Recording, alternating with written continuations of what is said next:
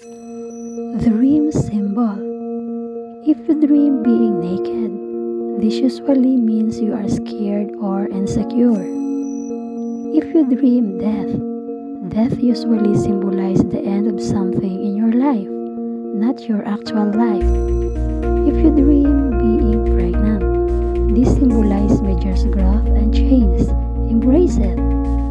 If you dream being chased, is symbolic of heavy life form or problem. Step up and work on facing them now. If you dream water, this is positive omen.